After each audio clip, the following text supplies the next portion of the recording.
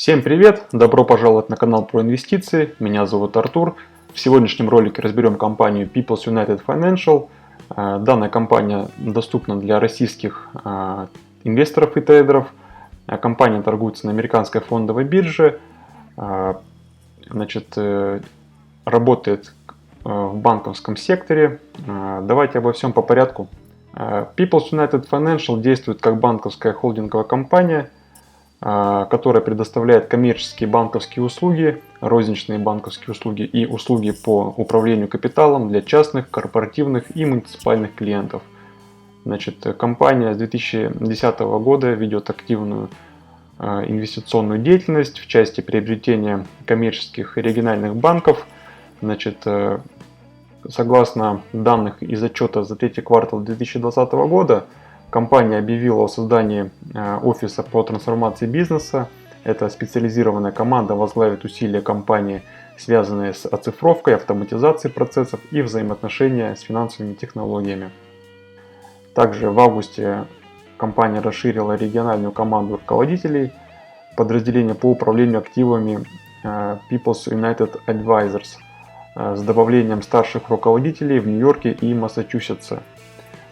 Что касается финансового обзора, то People's United Financial завершила сделки по приобретению компании VAR Technology Finance, BSP Bancorp и United Financial Bancorp и полностью выкупила данные компании в 2020 году. Также, что касается продажи бизнеса, то 2 ноября 2020 года банк завершил сделку по продаже People's United Insurance компании Assured Partners за $120 миллионов. Данная компания, которая входила в холдинг People's United Financials, это страховая брокерская компания с полным спектром услуг, предоставляющая решения по коммерческим личным страхованиям.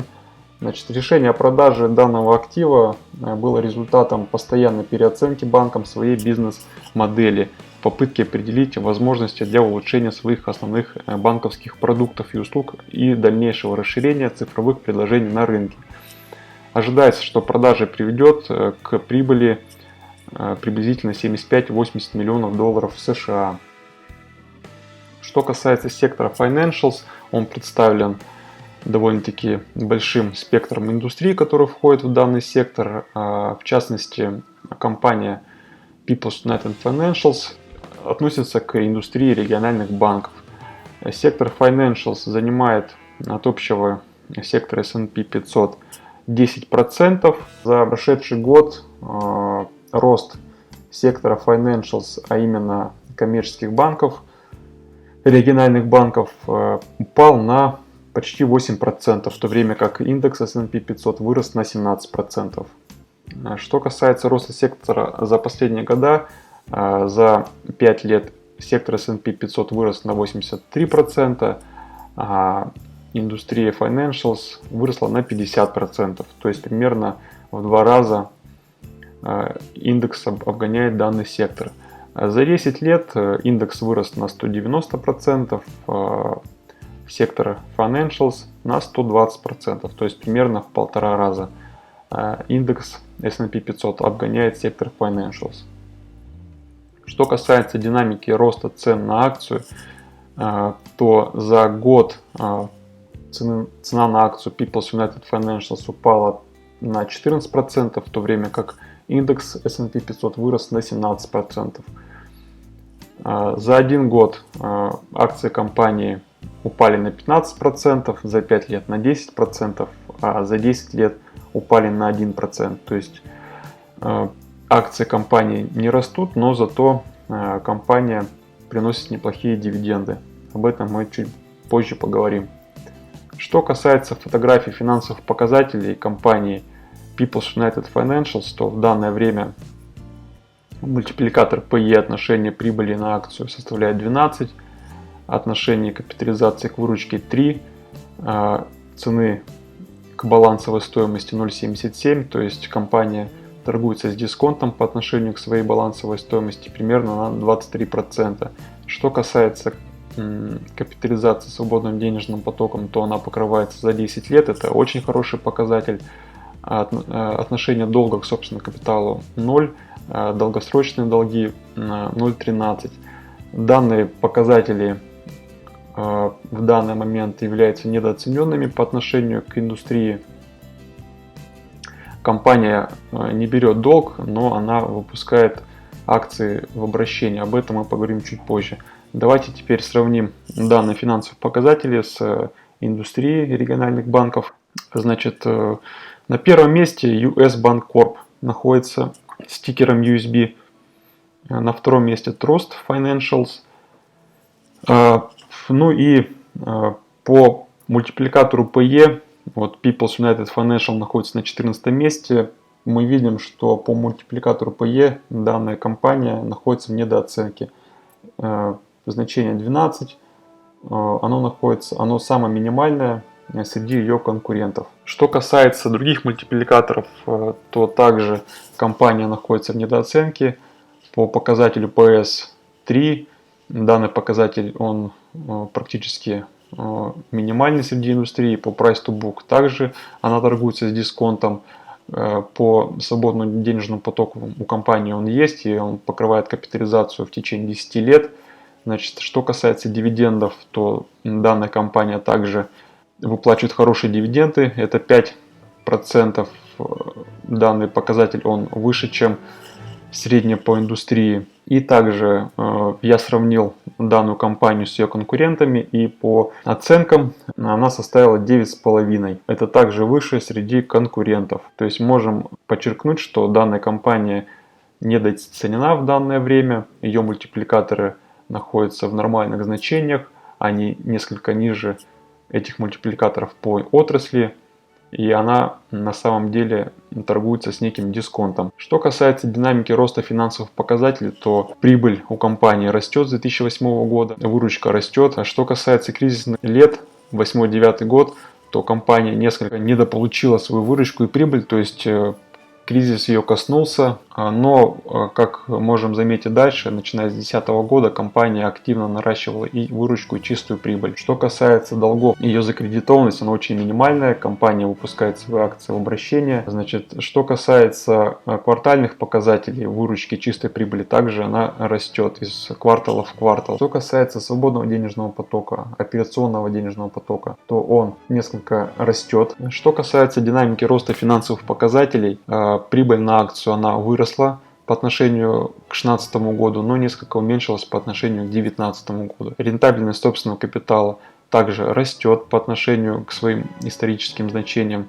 Чистая маржинальность также растет. Дивиденды payout ratio также находятся примерно в таком среднем значении и несколько даже ниже по сравнению со своими историческими данными. Что касается активов, активы у компании растут, пассивы также растут. И самое главное, это акционерный капитал. Он у нас растет, что является положительным знаком по данному показателю. Что касается обратного выкупа акций или доп. Эмиссии, то на данном графике мы видим восходящий тренд, то есть компания производит доп. Эмиссию.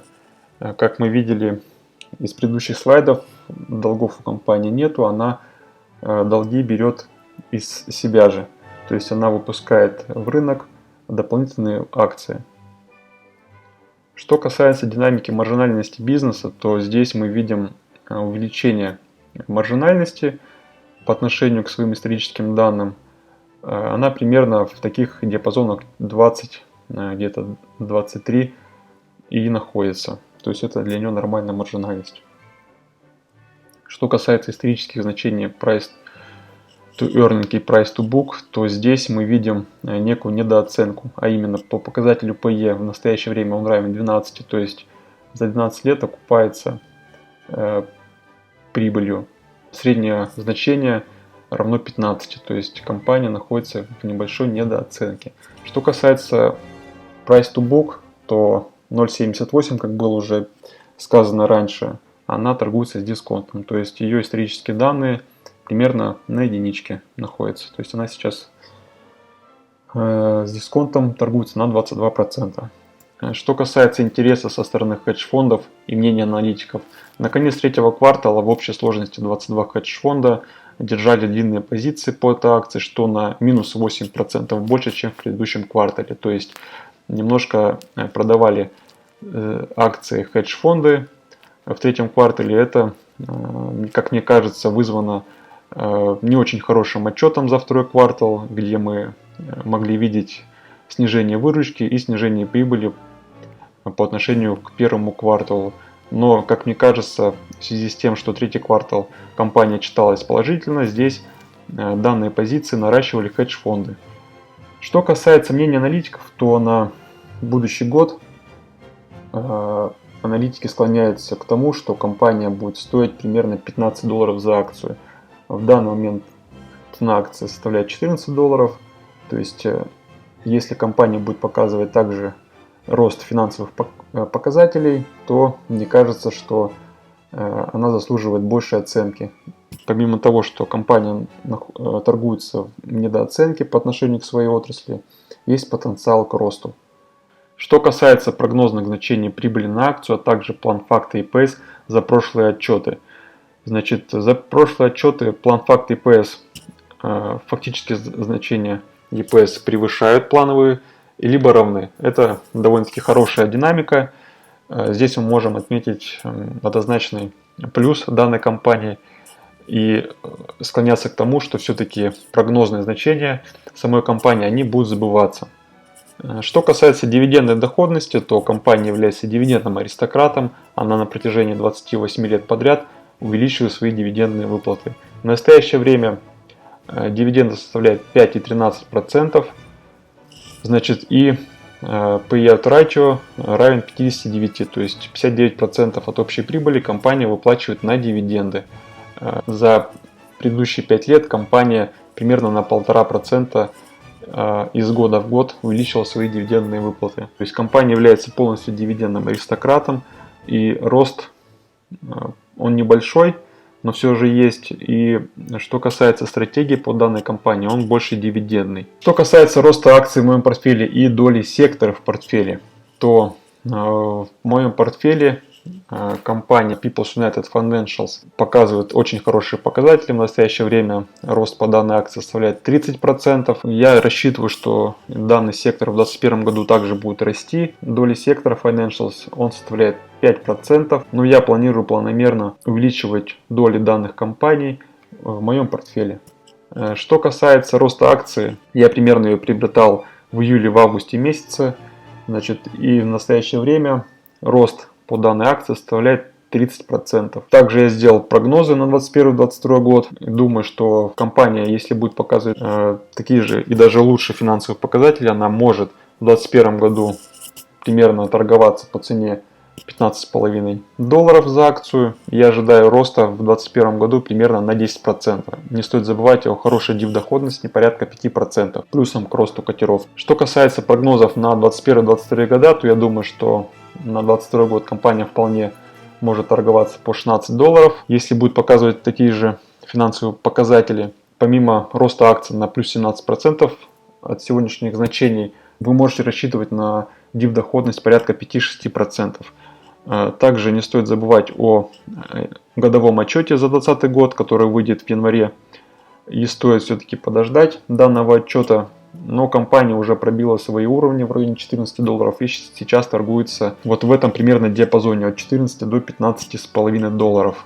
Будем наблюдать за динамикой компании. Также, друзья, если вам понравился данный обзор компании, ставьте лайки, подписывайтесь на мой канал, значит, пишите в своих комментариях, какой обзор компании вы хотели бы видеть в моих будущих роликах. Ну что ж, друзья, на этом будем заканчивать. Подписывайтесь на канал. Всем удачи в инвестициях. Пока.